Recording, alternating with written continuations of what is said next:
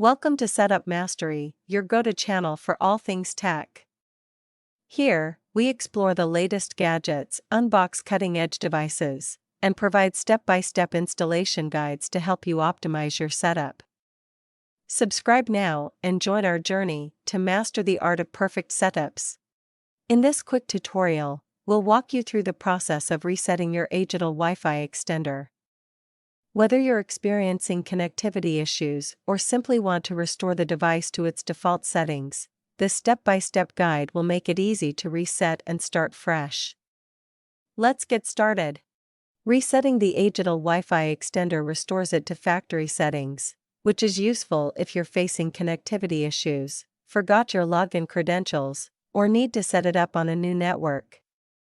A reset clears any previous configurations, allowing you to troubleshoot or start fresh with the device.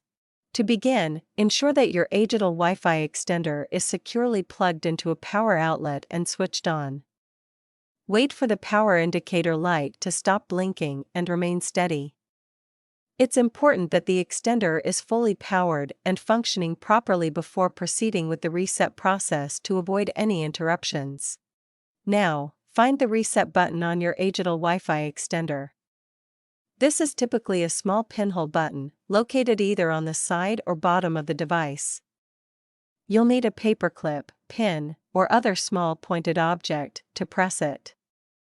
Ensure the tool fits properly to avoid damaging the button.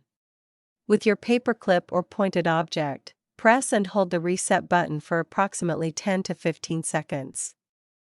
As you maintain pressure on the button, observe the indicator lights on the extender. They will begin to blink. This blinking signifies that the reset process is actively taking place.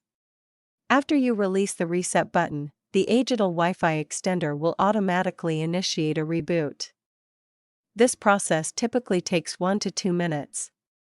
During this time, you may notice the indicator lights cycling off and on as the extender works to restore its original factory settings.